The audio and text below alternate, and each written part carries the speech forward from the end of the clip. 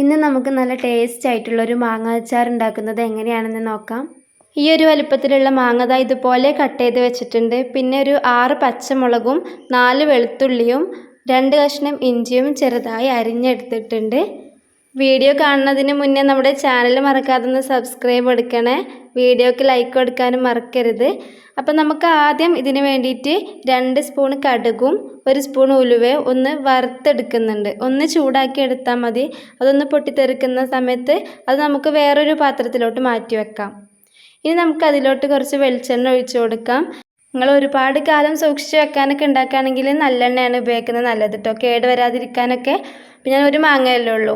ഇനി ആ വെളിച്ചെണ്ണയിൽ നമ്മൾ കടുക് ഒന്ന് പൊട്ടിച്ചെടുക്കുന്നുണ്ട്. കുറച്ച് കറിവേപ്പിലയും ഇട്ട് കൊടുക്കുന്നുണ്ട് കേട്ടോ. ഇനി നമ്മൾ കട്ട് ചെയ്ത് വെച്ചിട്ടുള്ള ഓരോന്നായിട്ട് ചേർത്ത് കൊടുക്കുന്നുണ്ട്. വെളുത്തുള്ളിയും ഇഞ്ചിയും പച്ചമുളകും ഈ ഒരു വെളിച്ചെണ്ണയിലേക്ക് ഇട്ടിട്ട് ഒന്ന് മൂപ്പിച്ചെടുക്കുകയാണ് ചെയ്യുന്നത് കേട്ടോ. അപ്പോൾ ഇതൊക്കെ ഒന്ന് കളറ് മാറി വരുന്നത് വരെ, ഈ വെളുത്തുള്ളിയൊക്കെ ഒരു ബ്രൗൺ കളറായി വരുന്നത് വരെ ഒന്ന് മൂപ്പിച്ചെടുക്കണം. ആ സമയത്ത് നമുക്കൊരു ഇത്തിരി ഉപ്പ് ചേർത്ത് കൊടുക്കാം. ഉപ്പ് നമുക്കിനി ലാസ്റ്റ് ചേർത്ത് കൊടുക്കാനുണ്ട് കേട്ടോ. അപ്പോൾ ഇതൊക്കെ ഈ ഒരു ബ്രൗൺ കളറായി വരുന്ന സമയത്ത് നമുക്കിതിലോട്ട് ഒരല്പം മഞ്ഞൾപ്പൊടിയാണ് ചേർത്ത് കൊടുക്കേണ്ടത്. ഈ മഞ്ഞൾപ്പൊടി നമുക്ക് അച്ചാറിന് നല്ലൊരു കളറ് കിട്ടാൻ വേണ്ടിയിട്ടാണ് കേട്ടോ. മുളക് പൊടിയും മഞ്ഞൾപ്പൊടിയും ചേർത്ത് കൊടുക്കുന്ന സമയത്ത് അച്ചാറിന് നല്ലൊരു കളറ് കിട്ടും. അപ്പോൾ പ്രത്യേകം കളറൊന്നും ഇതിലേക്ക് ചേർക്കണ്ട. പിന്നെ 2 സ്പൂൺ മുളക് പൊടി ചേർത്ത് കൊടുക്കുന്നുണ്ട്. അപ്പോൾ ഈ ഒരു മുളക് പൊടി നല്ല എരിവുള്ളതാണ്. പിന്നെ നമ്മൾ പച്ചമുളകും ചേർത്ത് കൊടുത്തിട്ടുണ്ട്. അപ്പോൾ 2 സ്പൂൺ ചേർത്തിട്ടുള്ളൂ. പിന്നെ ഒരു 1/4 കപ്പ് വിനാഗിർ ചേർത്ത് കൊടുക്കുന്നുണ്ട്. എന്നിട്ട് ഇത് നമുക്ക് നന്നായിട്ടൊന്ന് ഇളക്കി യോജിപ്പിച്ച് കൊടുക്കാം. പിന്നെ ആ സമയത്ത് നമുക്ക് കുറച്ചും കൂടെ ഉപ്പ് ചേർത്ത് കൊടുക്കാം കേട്ടോ അതിലേക്ക്.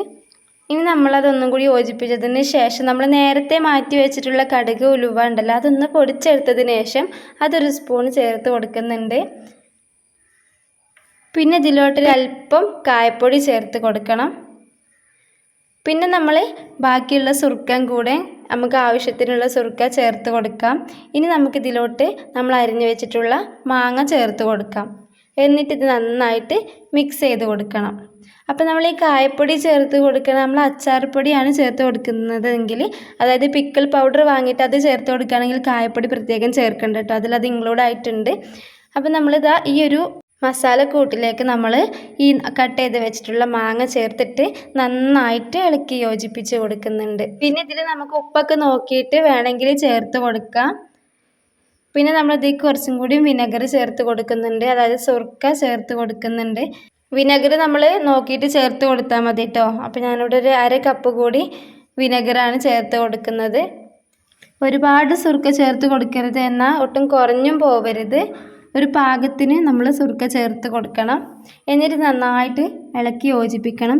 പിന്നെ ഇതിലോട്ട് നമ്മൾ ചേർത്ത് കൊടുക്കുന്നത് ഒരല്പം പഞ്ചസാരയാണ്. അത് നമ്മളൊന്ന് ജസ്റ്റ് വേവിച്ചെടുത്തതിന് ശേഷം നമുക്ക് ഈ ഒരു സ്പൂണ് പഞ്ചസാര ചേർത്ത് കൊടുക്കാം. ഈ മാങ്ങ ആദ്യമേ മധുരമുണ്ട്, അതായത് എടുത്ത് വെച്ചിട്ട് പഴുപ്പായി വന്നിട്ടുണ്ട്. നമ്മൾ കടകളിലൊക്കെ ഉപ്പിലിട്ട് കണ്ടിട്ടില്ല മാങ്ങ, ആ ഒരു മാങ്ങയാണ് ഇട്ടത്. അപ്പം നല്ല ടേസ്റ്റാണ് ഈ ഒരു മാങ്ങ അച്ചാറിട്ടാൽ. അപ്പോൾ എല്ലാവരും വീട്ടിലൊന്ന് ട്രൈ ചെയ്ത് നോക്കണം. പിന്നെ ചാനൽ മറക്കാതെ ഒന്ന് സബ്സ്ക്രൈബ് എടുക്കണേ. അപ്പോൾ ഇൻഷാ അല്ലാഹ് അടുത്തൊരു വീഡിയോയിൽ കാണാം കേട്ടോ.